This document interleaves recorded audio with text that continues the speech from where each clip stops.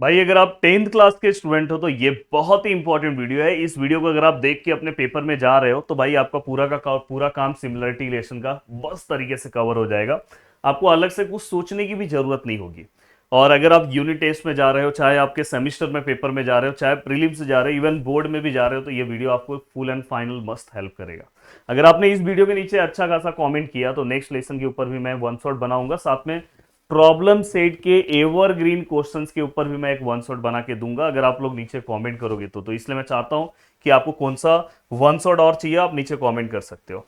अब देखो दोस्तों, ऑलरेडी इस चैनल के ऊपर सिमिलरिटी रिलेशन के पूरे प्रैक्टिस सेट अपलोड हैं। अगर आपने देखा है कि नहीं देखा है मुझे नहीं पता है, सब चीज़ें अपलोड हैं। आप चाहिए तो उसका डिटेल लेक्चर्स का लिंक भी मैं नीचे लगा दे रहा हूँ कि आप आराम से पूरा का पूरा मैथमेटिक्स को, ज्योमेट्री के हर प्रैक्टिस सेट को आप आराम से सॉल्व कर सकते हो। अब देखो दोस्तों, इसमें सबसे पहले आपको टाइप पता होना चाहिए। कभी भी अगर आप सिमिलरिटी स्टार्ट कर रहे हो तो आपको 4 टाइप के सम होते हैं। Type one. अब देखो टाइप वन के सम कैसे होते हैं, एक ट्राइंगल है, जानबूझ के थोड़ा छोटा ले रहा हूँ, दूसरा ट्राइंगल है, दोनों ट्राइंगल दूर दूर है। ये ट्राइंगल का हाइट है, ये भी ट्राइंगल का हाइट है। यहाँ पे अगर सपोज मैं ए ले रहा हूँ, बी ले रहा हूँ, सी ले रहा हूँ और यहाँ पे डी है, यहाँ पे पी है, यहाँ पे क्यू है, यहाँ पे आर है और यहाँ पे एस है। अगर सपोज मैं दोनों ट्राइंगल को यहाँ पे लिख रहा हूँ, एरिया ऑफ ट्राइंगल, देखो एरिया ऑफ ट्राइंगल क्या है दोस्तों, ए बी सी। और यहाँ पे क्या है दोस्तों, area of triangle P Q R. अगर आप ध्यान से देखोगे तो इस ट्राइंगल में बेस क्या है दोस्तों आपका बी सी, और हाइट क्या है ट्राइंगल का दोस्तों ए डी। तो इसका आंसर क्या आएगा, बेस इंटू हाइट। वैसे इसमें बेस मतलब ये नीचे वाला पार्ट क्यू आर, और हाइट क्या आएगा दोस्तों आपका पी एस। तो ये आपका क्या हो गया दोस्तों, base into height, base into height. ठीक है, तो ये पहला पार्ट आपका डन हो गया। ठीक है सर, फर्स्ट वाला पार्ट मस्त तरीके से हमें समझ में आया। अब बारी है सर टाइप टू। अब नेक्स्ट बारी कौन सी है दोस्तों, टाइप टू। अब देखो टाइप टू में आपको क्या करना है दोस्तों, टाइप टू भी बहुत आसान है कि अगर समझो ट्राइंगल में, सपोज ये ट्राइंगल है और इस ट्राइंगल का अगर सपोज मैं ये ले रहा हूँ हाइट, और ये ऐसा ले रहा हूँ ये। अगर आप ध्यान से देखोगे बहुत अच्छे से, शायद आप फर्स्ट टाइम देख रहे होंगे, तो ए है, ये बी है, ये सी है और ये डी है। यहाँ से ये हाइट है, यहाँ से। अब अगर आप इसको ऑब्जर्व करोगे तो इस ट्राइंगल का ये वाला पार्ट हाइट है और ये वाला पार्ट बेस है। देखो मैं जैसे यहाँ पे लिख रहा हूँ, एरिया ऑफ ट्राइंगल, ऊपर कौन सा ए बी सी, और नीचे कौन सा area of triangle B C D. अब प्यार से आपको ऑब्जर्व करना है, इस ट्राइंगल में ये वाला पार्ट हाइट है, ये वाला पार्ट क्या है दोस्तों, बेस है। अगर मैं इस ट्राइंगल की बात करूं, नीचे वाले ट्राइंगल की, तो ये वाला पार्ट हाइट है और ये वाला पार्ट बेस है। अगर दोनों ट्राइंगल को अगर मैं ऑब्जर्व करूं तो दोनों ट्राइंगल में क्या कॉमन हुआ दोस्तों, बेस। तो आंसर किसमें आएगा, हाइट में। तो यहाँ पे आप डायरेक्ट क्या लिख सकते हो, बड़े वाले ट्राइंगल, पहले वाले ट्राइंगल का हाइट क्या है दोस्तों, ए बी, और दूसरे वाले ट्राइंगल का हाइट क्या है दोस्तों, सी डी। अगर बेस सेम है, देखो इसका बेस सेम है दोनों का, तो हाइट में इसका हाइट अपॉन इसका हाइट। ठीक है सर, ये भी समझ में आया। देखो दोस्तों, ये वन शॉट वीडियो है तो मुझे वन शॉट के हिसाब से बताना होगा, फिर भी मैं इस तरीके से बताऊंगा कि पूरा लेसन आपको मस्त समझेगा। अब तीसरा आता है दोस्तों type number three. Type number three में हाइट सेम होगा दोस्तों ट्राइंगल का। जैसे अभी समझो मैं यहाँ पे ले रहा हूँ ये ट्राइंगल और यहाँ पे ये ट्राइंगल, ध्यान से देखना। अब समझो मैं यहाँ पे इसके अंदर ये जो ट्राइंगल है, सपोज ये 90 का मार्क ले रहा हूँ, ध्यान से देखना। मैं यहाँ ए है, बी है, सी है और डी है। शायद आपको अभी दिखाई ना दे कि हाइट और बेस हमें कैसे लेना है, पर यहाँ पे आपको मैं अगर नीचे ट्राइंगल का नाम लिख दूं, जैसे मैंने यहाँ पे लिखा इन ट्राइंगल, हाँ मैं बाजू वाला ट्राइंगल ले रहा हूँ, A D B, A D A B D चलेगा, कोई दिक्कत नहीं है। ट्राइंगल का नेमिंग कैसे भी लिख सकते हो। और ये ट्राइंगल का नाम लिख रहा हूँ ए डी सी। प्लीज ध्यान से अच्छे से आपको समझना है। ए बी डी मतलब ए बी डी मतलब ये वाला ट्राइंगल है, इसमें ये देखो ये बेस है और ये वाला पार्ट हाइट है। बाद में ए डी सी ये वाला ट्राइंगल, इसमें ये बेस है और ये हाइट है। अगर आप ऑब्जर्व करोगे तो दोनों ट्राइंगल में ये देखो ये बेस है, ये हाइट है, ये बेस है, ये हाइट है, मतलब दोनों में हाइट सेम है। तो आंसर किसमें आएगा दोस्तों, बेस में। पहले वाले ट्राइंगल का बेस क्या है दोस्तों, बी डी, दूसरे वाले ट्राइंगल का बेस क्या है दोस्तों, डी सी। तो मुझे ऐसा लगता है कि आपको ये भी क्लियर कट समझ में आ गया कि अगर ट्राइंगल का, अगर समझो हाइट और बेस दोनों सेम नहीं है, मतलब दोनों ट्राइंगल अगर दूर दूर है, तो हम बेस इंटू हाइट लेंगे। अगर ट्राइंगल का बेस सेम है तो आंसर हाइट में आएगा, अगर ट्राइंगल का हाइट सेम है तो आंसर बेस में आएगा। अब इसके बाद अगर ट्राइंगल का हाइट और बेस अगर दोनों सेम हो जाए, अगर सपोज कोई ट्राइंगल ऐसा है, देखो पैरेलल लाइन के बीच में अगर कोई भी दो ट्राइंगल आए, जैसे पैरेलल लाइन के बीच में अगर समझो ये ट्राइंगल लिया और ये ट्राइंगल लिया। अब यहाँ पे ए है, बी है, सी है और यहाँ पे डी है। अगर यहाँ पे लिखा रहा है एरिया ऑफ ट्राइंगल, पहले ट्राइंगल का नाम क्या है, ए बी सी, और दूसरे वाले ट्राइंगल का नाम अगर मैं लूँ area of triangle B D C. अगर मैं ऑब्जर्व करूँ, अगर दोनों ट्राइंगल को अगर मैं ऑब्जर्व करूँ तो दोनों ट्राइंगल पैरेलल लाइन के बीच में है, टाइप नंबर 4 लिख दो। ये नोट्स भी आपको मिल जाएगा दोस्तों, ये नोट्स मैं आपको प्रोवाइड करा दूंगा फ्री कंटेंट में प्रदीपगिरी कॉलेज एंड स्कूल एप्लीकेशन के ऊपर। दोनों ट्राइंगल का बेस सेम है, ठीक है। दोनों ट्राइंगल का दोनों ट्राइंगल पैरेलल लाइन के बीच में, तो दोनों ट्राइंगल का हाइट सेम है और दोनों ट्राइंगल सेम बेस पे। देखो ये जो ट्राइंगल है ना, इसका बेस क्या है दोस्तों, बीसी। ये वाले ट्राइंगल का भी बेस क्या है दोस्तों, बीसी। मतलब दोनों का बेस भी सेम है और पैरेलल लाइन के बीच में तो हाइट भी सेम है। और बेस और हाइट अगर सेम है तो आंसर क्या आएगा दोस्तों, 1:1। सीधी बात, नो बकवास, बिना किसी टेंशन के आपका काम हो गया। अब ये काम होने के बाद अब चलते हैं दोस्तों सम सॉल्व करते हैं। अब आप कोई भी सम सॉल्व कर दोगे, स्टार्टिंग में स्टूडेंट को यही प्रॉब्लम होता है, सब चीजें नहीं समझ में आती। अब देखो चीजें कितनी आसान तरीके से समझ में आ रही है। Base of a triangle is 9। देखो कोई ट्राइंगल है, अगर मैं ये ट्राइंगल लिखूं, इस ट्राइंगल का बेस 9 है एंड हाइट इज 5। इस ट्राइंगल का हाइट कितना है दोस्तों, 5। प्लीज ध्यान से, बेस ऑफ अनदर ट्राइंगल, एक दूसरा ट्राइंगल मैं ले रहा हूं, इस ट्राइंगल का जो बेस है दोस्तों वो कितना है, ध्यान से देखो। Base of another triangle is 10 and height is 6। इसका हाइट कितना है दोस्तों, 6 है। Then find the ratio of areas of this triangle. यहाँ पे देखो मैं ट्राइंगल का नेमिंग लिख रहा हूँ, ए बी सी और यहाँ पे डी, पी क्यू आर और यहाँ पे एस। हमें क्या करना है, दोनों ट्राइंगल के एरिया का रेशियो फाइंड आउट करना है। ट्राई करते हैं, सॉल्व करते हैं, अगर आ जाए तो मजा आ जाएगा। चलो भाई देखो दोस्तों, सबसे पहले छोटा वाला ट्राइंगल लिख रहा हूं। अब देखो यहाँ पे ये मेजरमेंट करके मत बनाना, ये रफ डायग्राम है। मैंने क्यों ये ट्राइंगल थोड़ा सा छोटा बनाया, क्योंकि यहाँ पे अगर आप ध्यान से देखोगे तो इसका बेस कितना है दोस्तों, इसके कंपैरिजन में कम है। दोस्तों इस प्लेटफॉर्म को अगर आप फॉलो करोगे, ऑलरेडी आप मेरे बारे में पता करो, चाहे इंजीनियरिंग और डिप्लोमा, हर जगह पे आप मेरे स्टूडेंट हैं, आप उनसे मेरे बारे में पूछ सकते हो। इवन 10th क्लास की मैं यहाँ पे, क्योंकि 10th को पढ़ा रहा हूँ तो 10th की बात करूँ भाई, 10th के 6 सब्जेक्ट में टॉप कर चुका हूँ। जब लोग 90 नहीं लाते तो उस टाइम पे मैंने 90%, 94% स्कोर किया था, जब स्कूल का टॉपर 80% रहा करता था।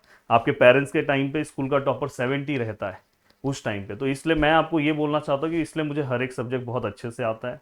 और अगर आप मुझे फॉलो करोगे, इस प्लेटफॉर्म पे सभी टॉपर टीचर्स ही हैं, तो आप बहुत अच्छे से, क्योंकि हो सकता है कि आप 9th से मुझे फर्स्ट टाइम देख रहे हो, मैं 9th में ज़्यादा पढ़ाता नहीं हूँ, तो आप 9th में मुझे जानते नहीं हो, पर 10th में अभी धीरे धीरे धीरे धीरे जैसे नवंबर दिसंबर आएगा तो आपको मेरा इंपॉर्टेंस समझ में आ जाएगा। पर अगर आपको, जिन स्टूडेंट को अगर पहले ही मेरा इंपॉर्टेंस समझ में आ गया है, तो समझ जाना, फिर आगे आपको कोई टेंशन नहीं होगा, बहुत अच्छे से आगे आप निकल जाओगे। अब देखो दोस्तों, यहाँ पे सबसे पहले हमें क्या फाइंड आउट करना है वो आप लिखा करो। फाइंड हमें करना है area of triangle. Area of triangle क्या है दोस्तों, A B C. Area of triangle A B C upon area of triangle, दूसरे ट्राइंगल का एरिया क्या है दोस्तों, P Q R. P Q R, देखो ट्राइंगल का नेमिंग लिखते टाइम बस कॉर्नर लेना, ए बी सी, ये बीच का मत लेना, पी क्यू आर। मैं क्यों ऐसा बता रहा हूँ, बेचारे बहुत सारे बच्चे, क्योंकि मेरा देखो गिरी ट्यूटोरियल एक ऑफलाइन क्लासेस है, आप सर्च कर सकते हो। तो मुझे पता है कि हर स्टूडेंट को 19 साल से ये ऑफलाइन क्लासेस चल रहा है दोस्तों, आप जाके सर्च कर सकते हो। इसलिए मुझे हर चीज़ रंग रंग पता है। मैंने तो कितने सारे स्टूडेंट को 98 99% तक भी पहुंचाया है दोस्तों। इसलिए मैं बोल रहा हूँ कि आप ध्यान दोगे अच्छे से तो आप बहुत अच्छा मार्क्स स्कोर कर सकते हो। अब देखो area of triangle A B C upon area of triangle P Q are.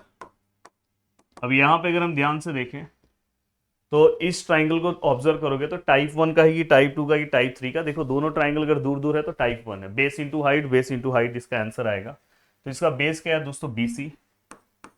Height क्या है दोस्तों इसका, AD। सर इस वाले ट्राइंगल का बेस क्या है सर, QR। और सर इस ट्राइंगल का हाइट क्या है सर, इस ट्राइंगल का हाइट है सर PS।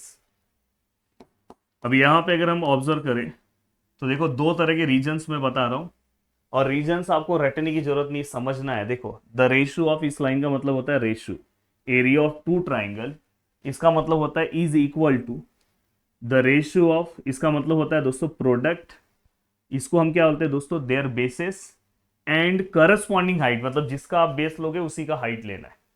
ये सबसे पावरफुल रीजन है, यही लिखना चाहिए अगर आपका टारगेट है 100 आउट ऑफ 100 स्कोर करना, मतलब ज्योमेट्री के अंदर 40 आउट ऑफ 40 स्कोर करना है। अदरवाइज कोई ऐसा स्टूडेंट है जिनको नहीं इतना बड़ा रीजन लिखना है, उसका एक आध मार्क्स चले जाए चलेगा, तो एरिया ऑफ ट्राइंगल लिख दे। तो the ratio of areas of two triangle, देखो फिर से बोल रहा हूँ, the ratio of areas of two triangle is equal to the ratio of product of their bases and corresponding height. कितने लोगों को याद हो गया प्लीज कमेंट में लिखना, सर मुझे याद हो गया। और ये रीजन हर बच्चा कमेंट सेक्शन में लिखेगा, तो आपको यहाँ पे ये रीजन मेंशन करना, मैं लिख नहीं रहा हूँ। एंड देन दोस्तों इसके बाद फिर से मैं लिख रहा हूँ area of triangle A B C upon area of triangle P Q R which is equal to what is B C. The value of B C कितना है दोस्तों 9 है। And the value of A D कितना है दोस्तों, A D का value कितना है सर 5 है। सर क्यू आर का वैल्यू कितना है दोस्तों, क्यू आर 10 है। और सर पी एस का वैल्यू कितना है सर 6 है। अब यहाँ पे अगर हम ध्यान से सम को सॉल्व करें तो देखो 3 2 जा 3 3 जा 5 1 जा 5 2 जा, द आंसर इज 3 2 2 जा 4। तो हमें यहाँ पे पता चल गया, हमारा आंसर पता चल गया। और लास्ट में मैं ये बोलूंगा area of triangle A B C upon area of triangle P Q R, अगर आप लिखते हो तो आंसर आपका डायरेक्ट आएगा 3/4। ये सीधी बात, नो बकवास, आपका काम खत्म। मस्त हो गया आपका काम। अब चलते हैं दोस्तों आगे की ओर, अब नेक्स्ट पार्ट की ओर बढ़ते हैं आगे। अब देखो दोस्तों नेक्स्ट क्वेश्चन। अब अगर आप इस क्वेश्चन को ऑब्जर्व करोगे तो आपको चीजें, तो ऐसे तो मैंने डायग्राम पीछे भी बनाया था तो आपको डायरेक्ट पता भी चल जाएगा, पर मैं सबसे पहले बोलता हूँ कि स्टूडेंट को कि पहले आप ये लिखो क्या फाइंड आउट करना है। Area of triangle A B C upon area of triangle A D B. एक चीज ध्यान रखना, बोर्ड का रूल, क्वेश्चन पेपर में ज्योमेट्री में जो भी डायग्राम ड्रॉ रहेंगे वो आपको आंसर शीट में ड्रॉ करना है। ऐसा नहीं कि ये डायग्राम ड्रॉ है तो मैं नहीं ड्रॉ करूंगा, करना है। हर एक कोशिश करना कि ज्योमेट्री के अंदर जहां जहां आपको डायग्राम मिले, जहां जहां जितना डायग्राम आप बना सकते हो पॉसिबल है। कुछ ऐसे क्वेश्चन है जहां पे डायग्राम, जैसे ट्रीगो के क्वेश्चन में क्या डायग्राम बनाओगे, हाँ ट्रीगो के कौन से क्वेश्चन में, प्रूफ वाले की बात कर रहा हूँ, बाकी जो दूसरा क्वेश्चन है उस पर तो आपको बनाना होगा। तो आप क्या कर सकते हो दोस्तों, ये डायग्राम बनाना है। अब यहाँ पे देखो ए बी सी है, यहाँ पे ए डी बी है। ए बी सी को अगर आप ऑब्जर्व करोगे, ए बी सी, ये हाइट है ये बेस है। ए डी बी को ऑब्जर्व करोगे, ए डी बी, मतलब ये हाइट है ये बेस है, मतलब बेस दोनों में कॉमन है। बेस कॉमन है मतलब टाइप 2 का सम, टाइप 2 के सम में बेस कॉमन है, आंसर हाइट में आता है। अब आंसर हाइट में है तो यहाँ पे हाइट क्या है दोस्तों, पहले वाले ट्राइंगल का ए बी सी हाइट क्या है दोस्तों, सी बी सी भी लिख सकते हो। इसका हाइट क्या है दोस्तों, ए डी। यहाँ पे आप रीजन में क्या लिखोगे दोस्तों, ट्राइंगल, यहाँ पे क्या लिखोगे दोस्तों, triangle having equal base. Triangle having equal base, triangle का बेस क्या है दोस्तों, सेम है, इसलिए इसका आंसर हाइट में। अब यहाँ पे अगर मैं बात करूँ the C B, the value of C B, what is C B या बी सी, 4 है sir. Sir value of A D कितना है सर, 8 है।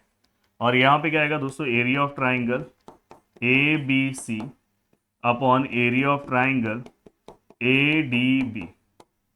और यहाँ पे अगर हम सॉल्व करें तो area of triangle A B C upon area of triangle A D B which is equal to 4 1 जा 4 4 2 जा 8। सीधी बात, नो बकवास, डायरेक्ट बाय डायरेक्ट आंसर आ गया 1/2। अब चल रहे हैं दोस्तों आगे की ओर, अब नेक्स्ट पार्ट की ओर। अब देखो यहाँ पे ये जो क्वेश्चंस दिखाई दे रहा है उसके पहले कुछ चीजें मैं आपको समझा देना चाहता हूँ, फिर आप, हम ये सॉल्व एग्जाम्पल का सम है पर बोर्ड में बहुत बार पूछा जाता है इसलिए आपको पता होना चाहिए। अब देखो आपको 3 तरह की चीजें पता होनी चाहिए सम के स्टार्टिंग में।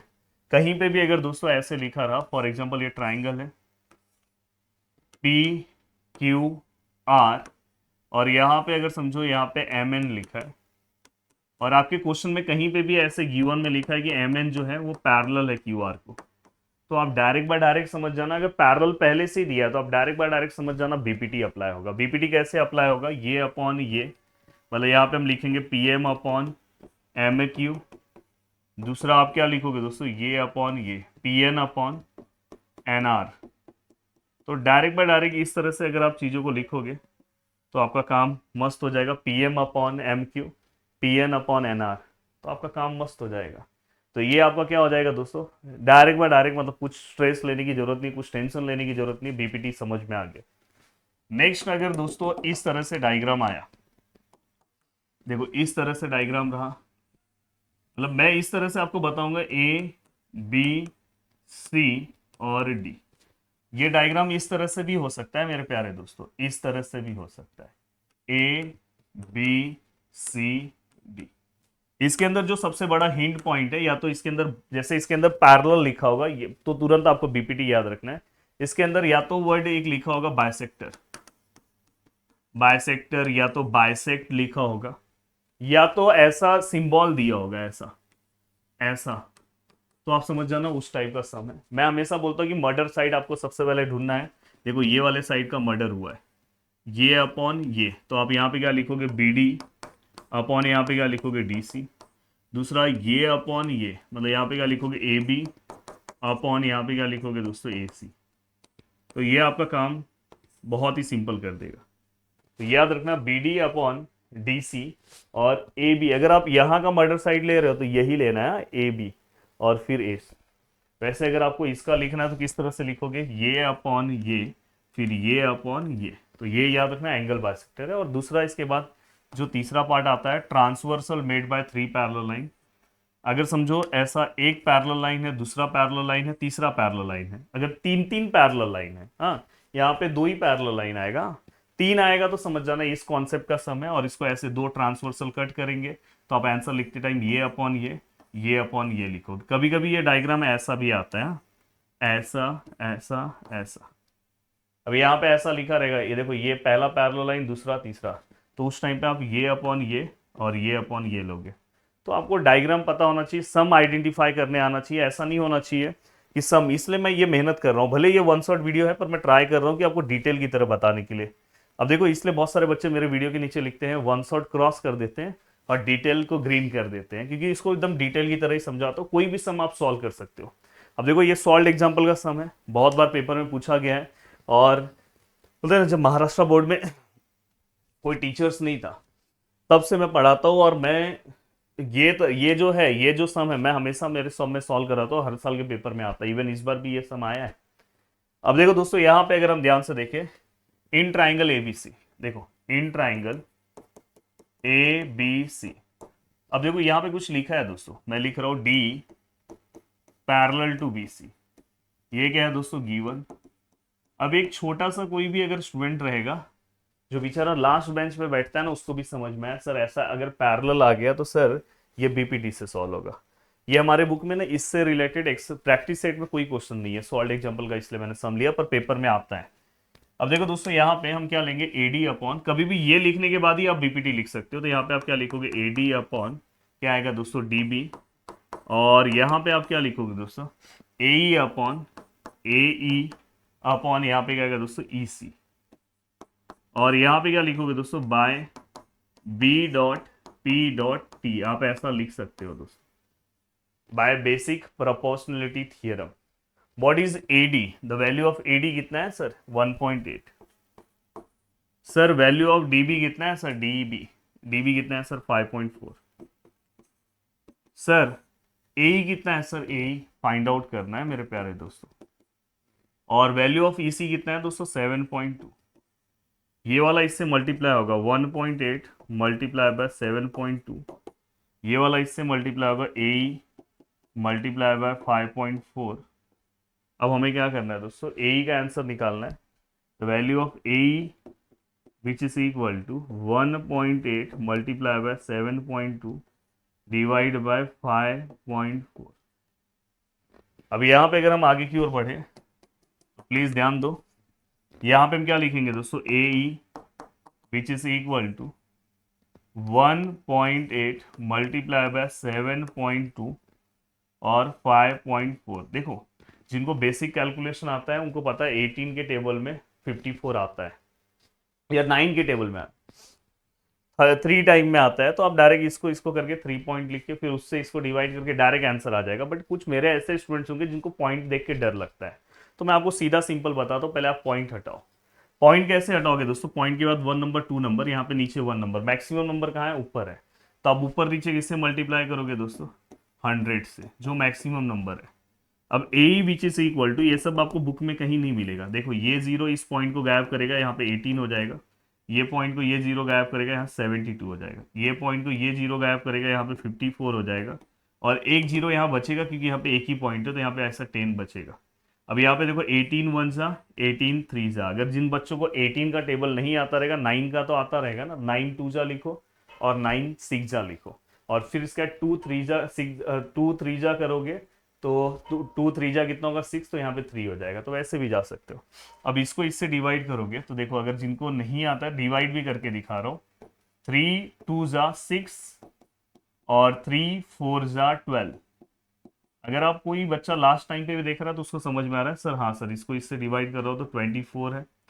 Then the A which is equal to, yes 24 divide by 10 which is equal to 2.4 centimetre की क्या आएगा सर, यूनिट है सेंटीमीटर है सर, यहाँ सेंटीमीटर।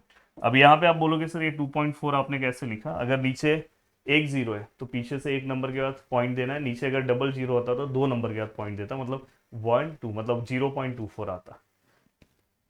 मेरा ये लेक्चर आपके बेसिक को भी स्ट्रॉन्ग कर रहा होगा। चलते हैं दोस्तों नेक्स्ट है, ये देखो आपको देख के समझ में आ रहा है, transversal made bye 3 parallel line, 3 line parallel है, क्या गिवन में दिया है, यस सर दिया है यहाँ पे।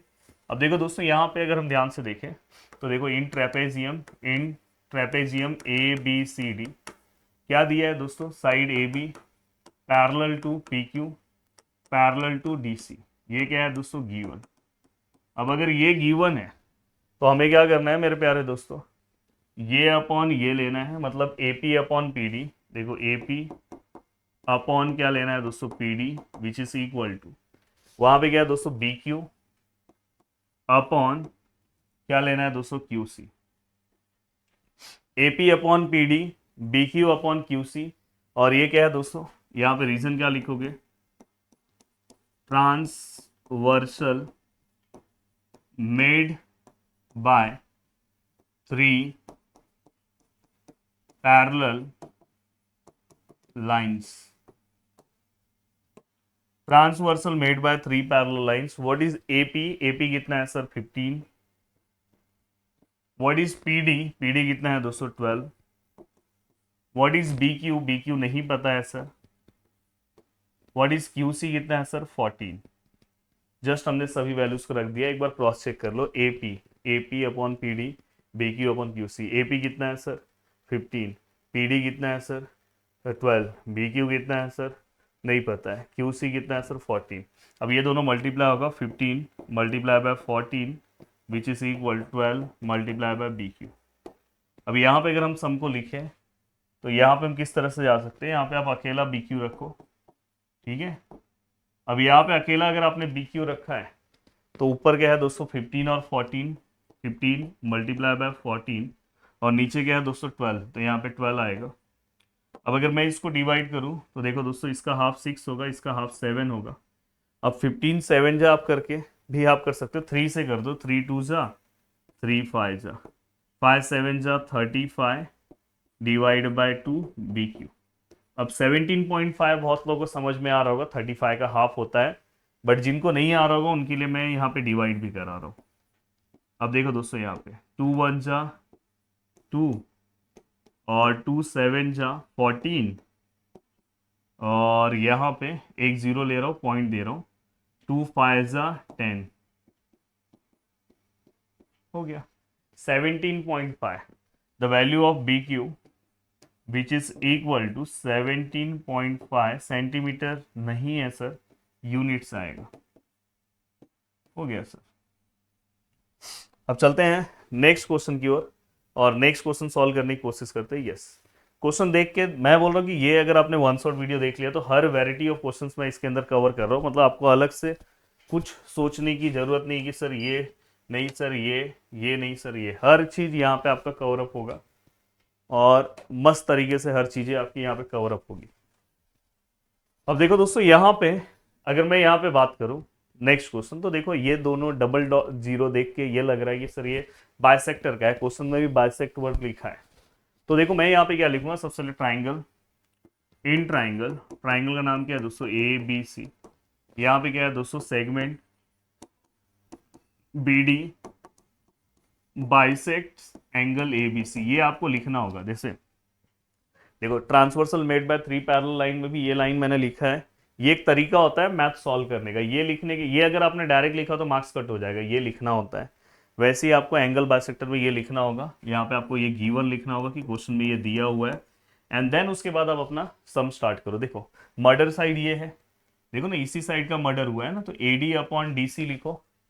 क्या आएगा दोस्तों, A D upon D C which is equal to, देखो A D upon D C, यहाँ पे क्या आएगा दोस्तों, ए बी अपॉन क्या आएगा दोस्तों, बी सी।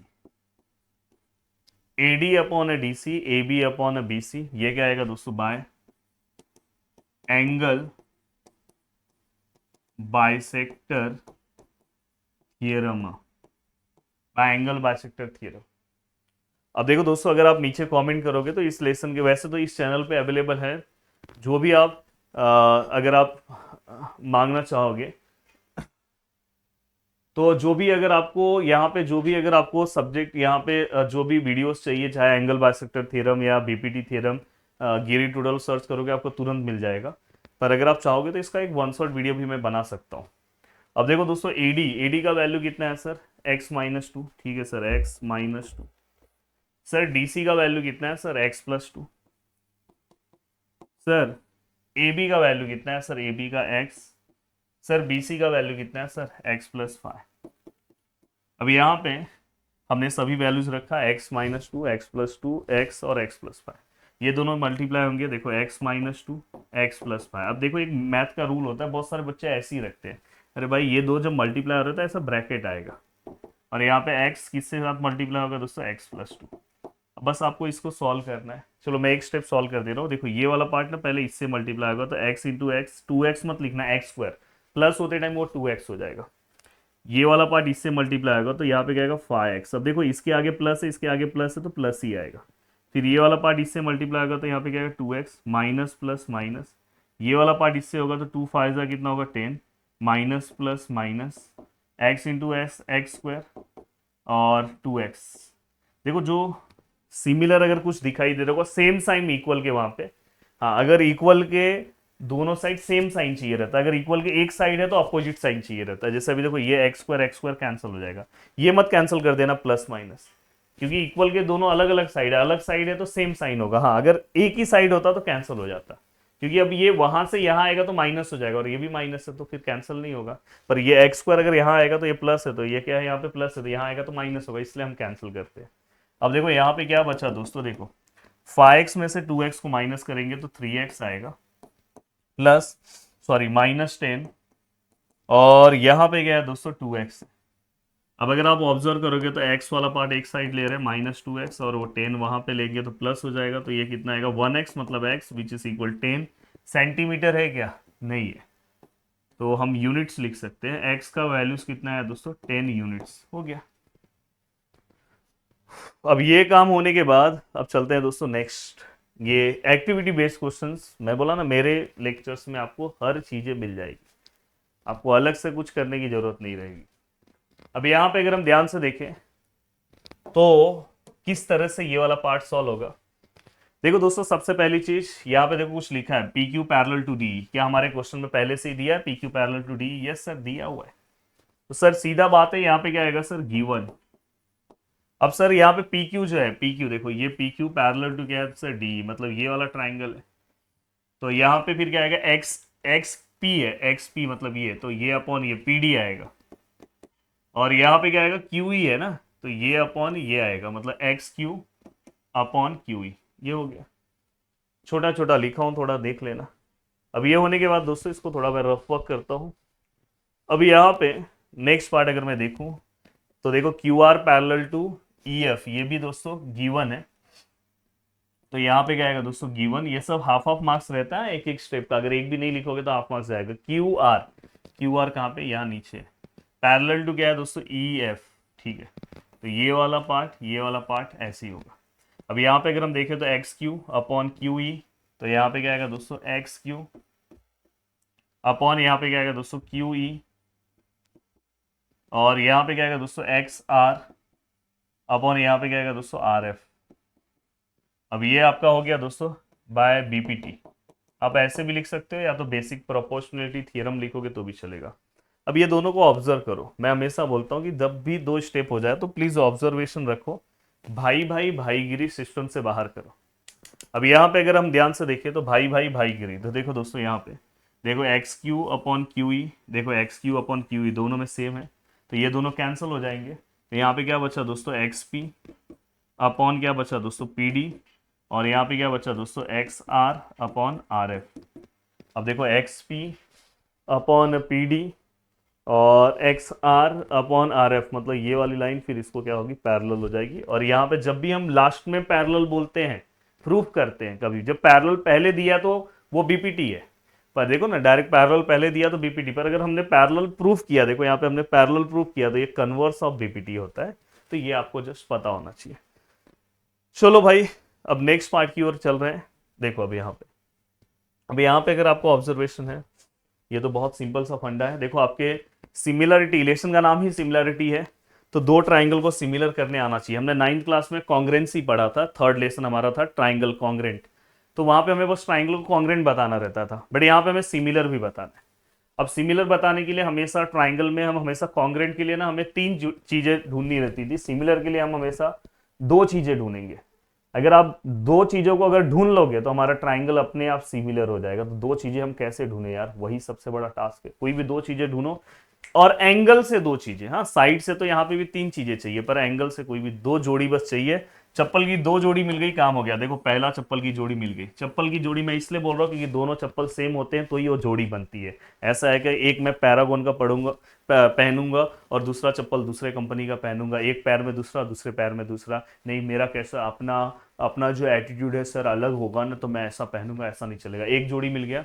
दूसरा जोड़ी हमेशा मैं बोलता हूँ कॉमन एंगल ढूंढा करो, क्योंकि देखो यहाँ पे मैं पहले बड़ा वाला ट्राइंगल लूंगा। चलो मैं यहाँ पे लिख रहा हूँ, पहले बड़ा वाला ट्राइंगल का नाम लिखो। देखो इन ट्राइंगल बड़े वाले का नाम क्या है, A B C, A B C and triangle, देखो ए बी सी लास्ट में सी है तो ये वाला छोटा वाला ले रहा हूं, तो ई डी सी, ई डी सी। यहां ट्राइंगल का नाम आप कैसे भी लिख सकते हो, कोई दिक्कत नहीं।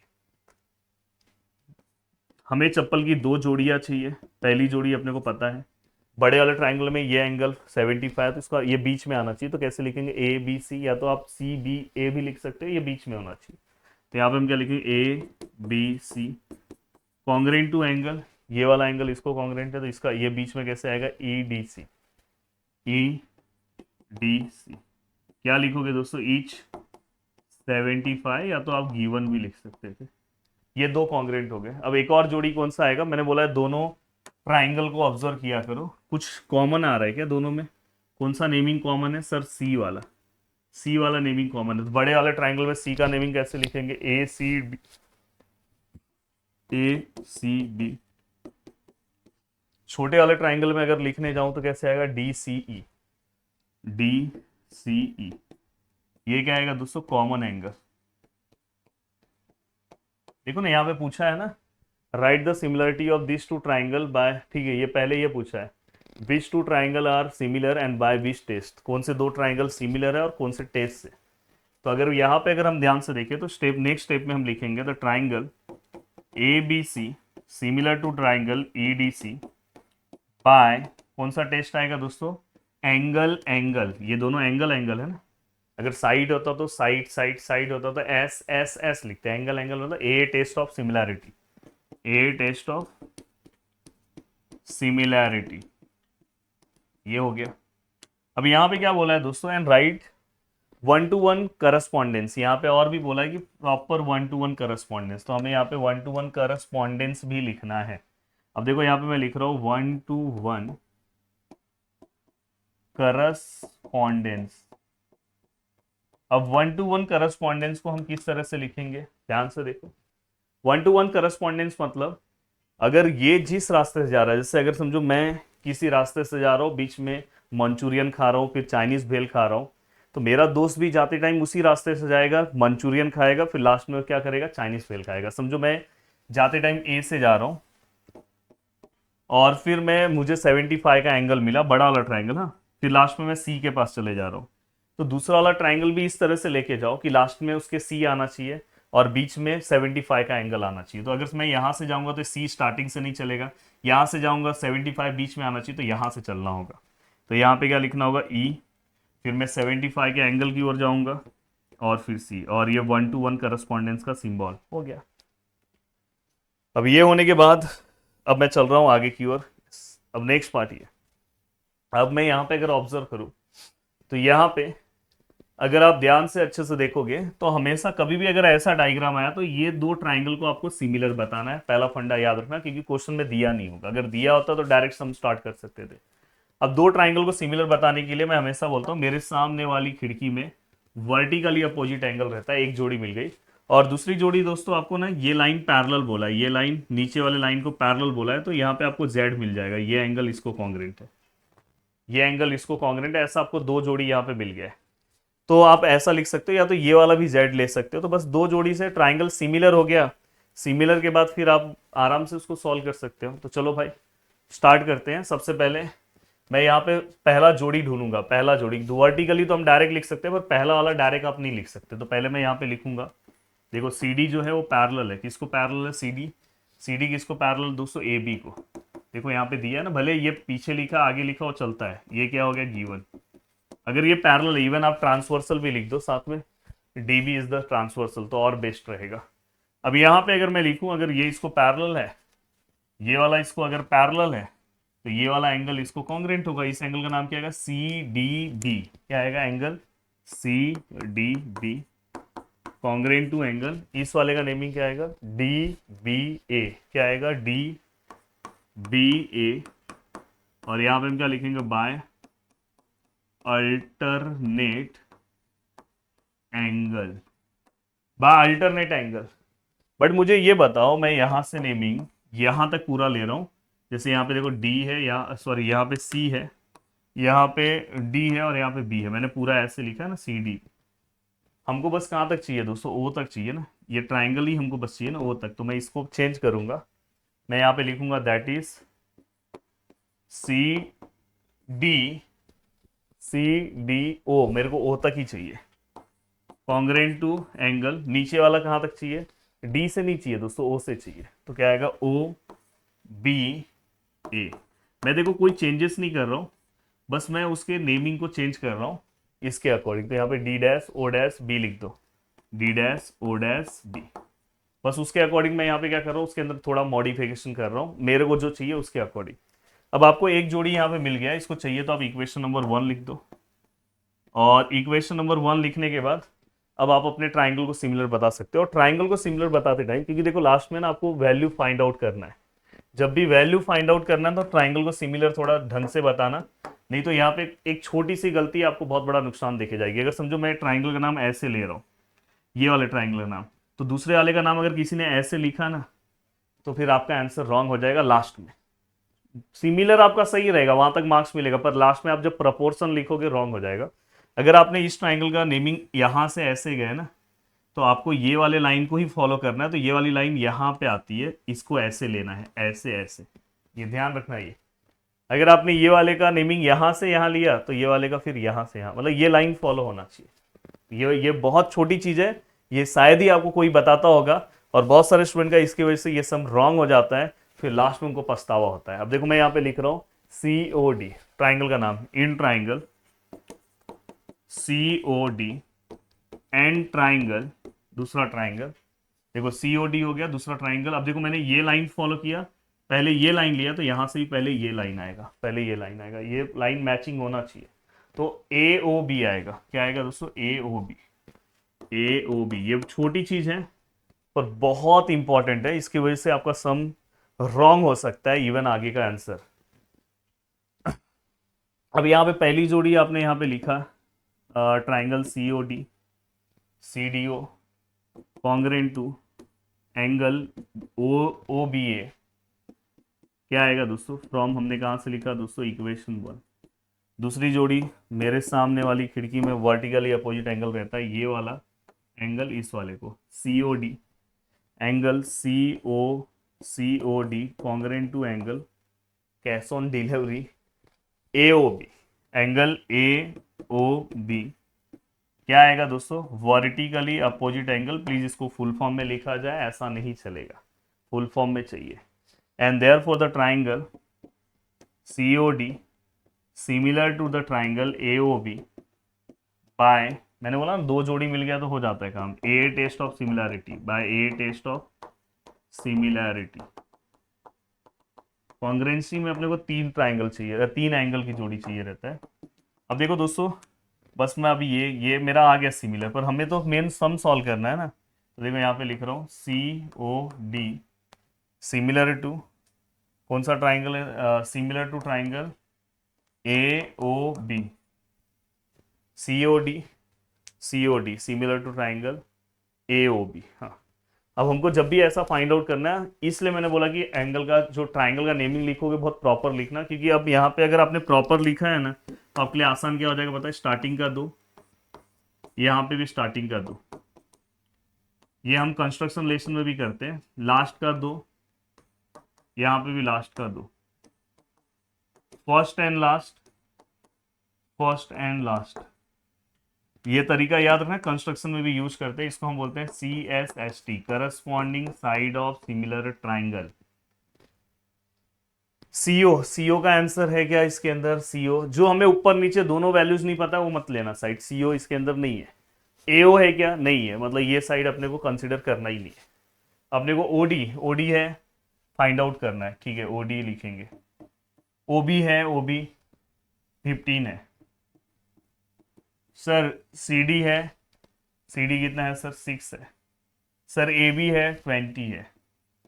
बस अब इसको क्रॉस मल्टीप्लाई कर दो, एक्चुअली इसको क्रॉस नहीं बोलते, ये वाला पार्ट डिवाइड में था, यहाँ मल्टीप्लाई में, तो OD multiply by 20, 15 multiply by 6, OD multiply by 15 multiply by 6 divide by 20, 5 3 जा 5 4 जा 2 2 जा 2 3 जा 3 3 जा 9 डिवाइड बाय 2। अब तो आपको डिवाइड आना चाहिए, 4.5 सेंटीमीटर नहीं है यूनिट्स, क्योंकि मैंने पीछे आपको बहुत सारा डिवाइड बताया, तो आप 2 से 9 को डिवाइड करो, 9 को 2 से डिवाइड करो, आपको 4.5 मिल जाएगा आंसर।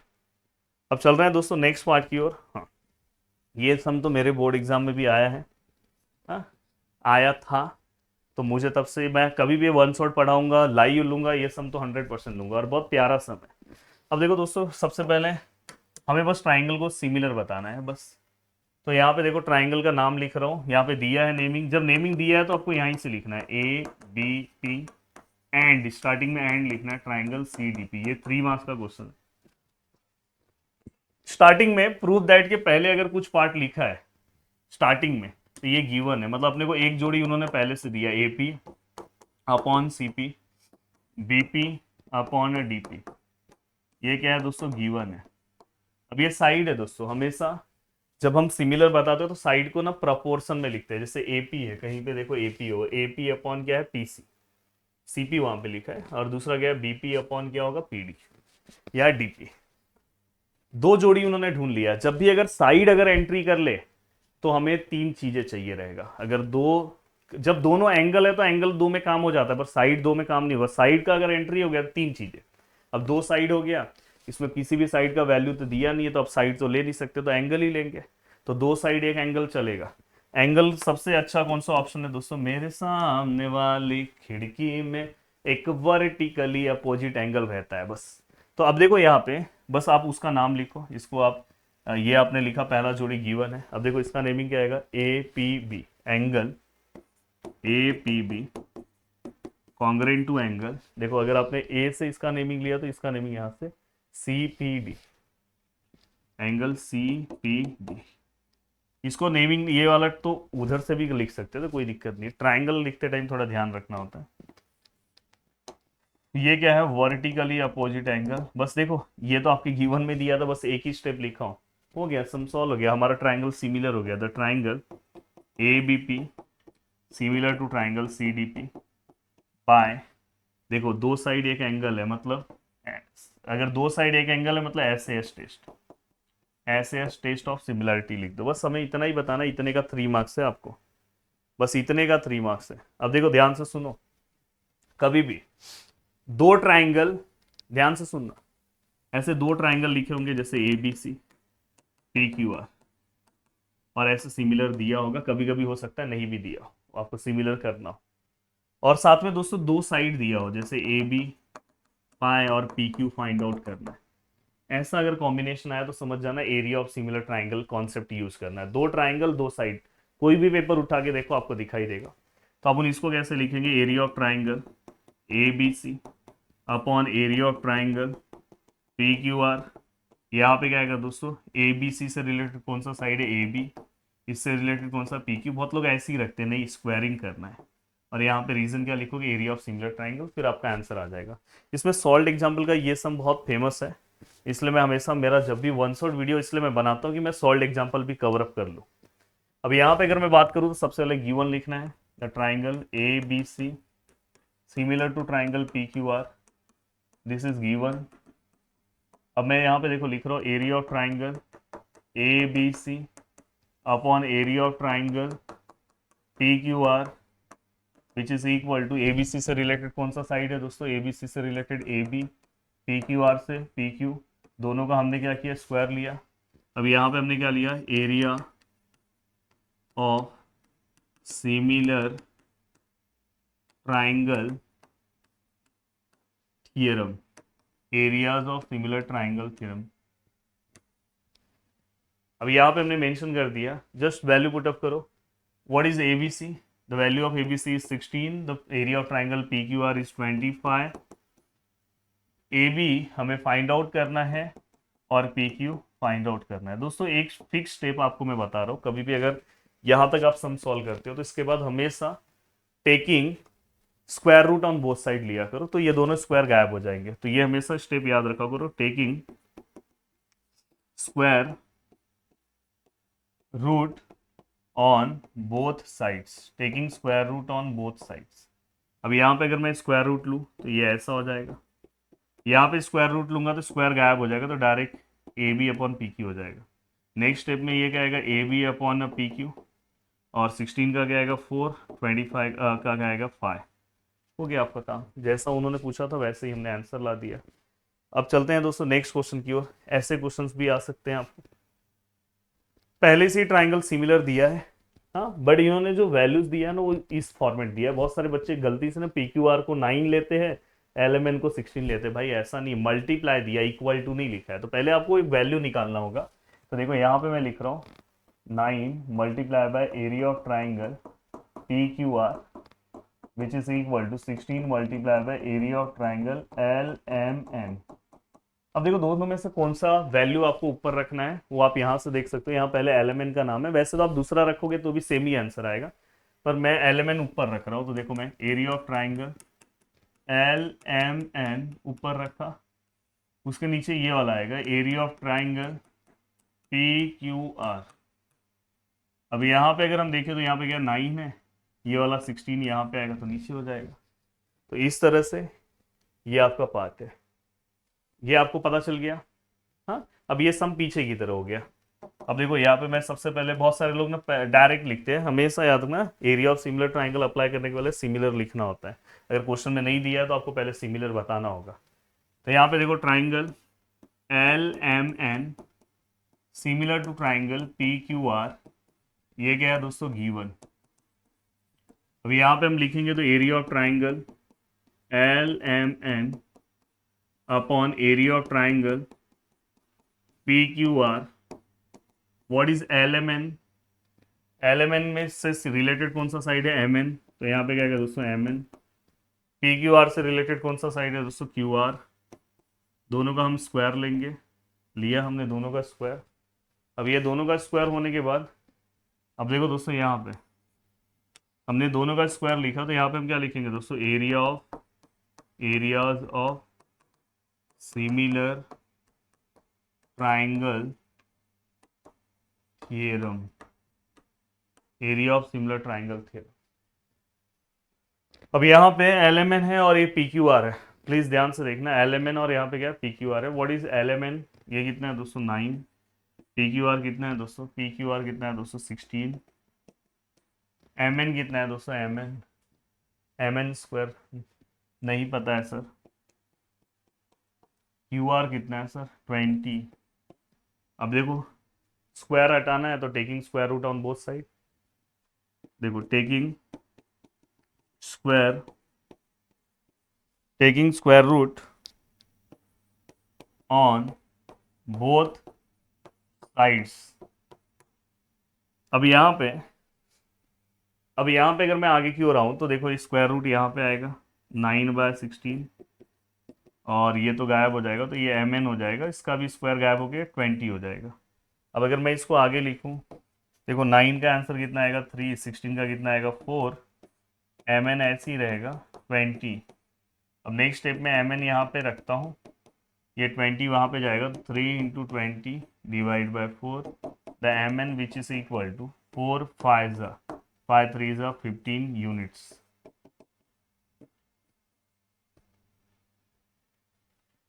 सीधी बात, नो बकवास, और सिंपल तरीके से आपका काम हो गया। तो मिलते हैं दोस्तों नेक्स्ट वीडियो में। Bye bye, take care. अगर आप सभी लोगों का सपोर्ट रहा तो हम नेक्स्ट पाइथागोरस भी मैं बना दूंगा और नेक्स्ट सर्कल भी, और साथ में अगर आप बोलोगे तो प्रॉब्लम सेट पे भी सेपरेट वीडियो तैयार कर दूंगा, जिससे आपका प्रॉब्लम सेट भी अच्छे से कवर अप हो जाएगा। चलो मिलते हैं नेक्स्ट वीडियो में। बाय बाय, टाटा। बस आप इसी तरह से पढ़ते रहो। Bye bye.